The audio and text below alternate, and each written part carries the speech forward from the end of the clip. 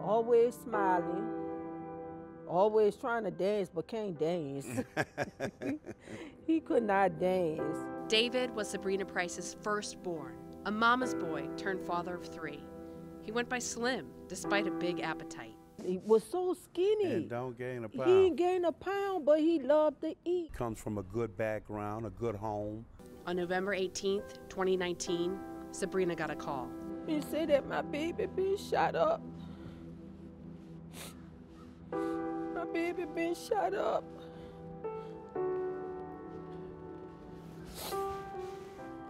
And I just hit the floor and I couldn't get up. I couldn't breathe. David Quinn Price was shot in this parking lot at the Walmart in New Orleans East. He died the next day at just 26 years old. As today, as I'm sitting here with you, I'm not healed. I'm not at peace because I know the people who took my son's life is still out here. The number of unsolved murders is also concerning for Tom Hargrove, who tracks murders and clearance rates with the Murder Accountability Project. When a city improves the rate at which it clears homicide, the number of homicides start to decline.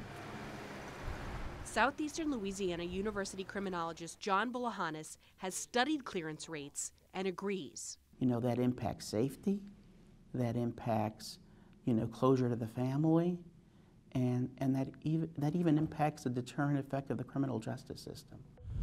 So what makes up a clearance rate?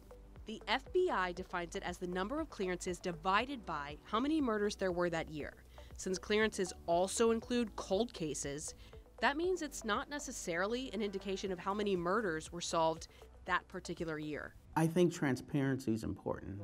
And just because a case is cleared doesn't mean someone is behind bars.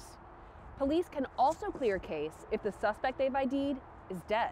NOPD reports show the 2021 clearance rate was 42%, but recently the department referred to a higher number. 2021, we had an 8% increase in homicide. We had a 53% solve rate.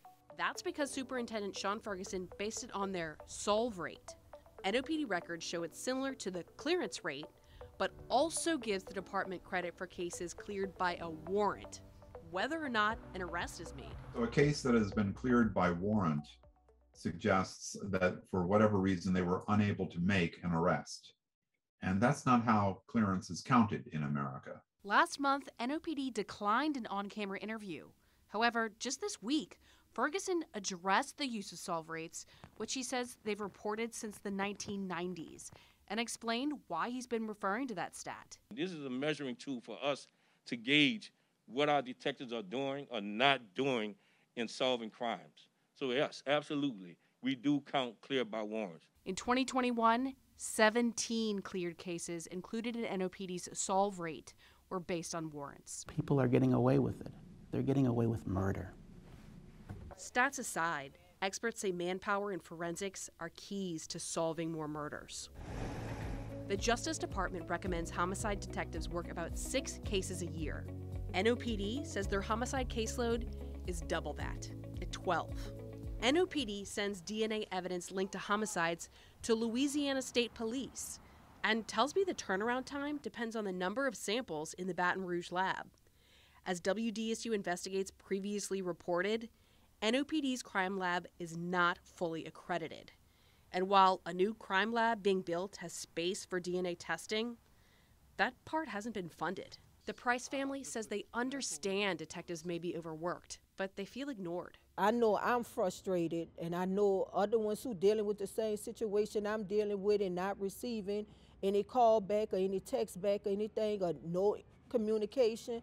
I know they frustrated. Sabrina hasn't returned to the Walmart where her son was killed, but every time she enters a similar parking lot, she peers up at the security cameras and thinks about David's killer, still out there. No, all we want is justice, and I know everybody, who had a homicide or any kind of death in their family, I know they want justice. For WDSU Investigates, I'm Emily Lane.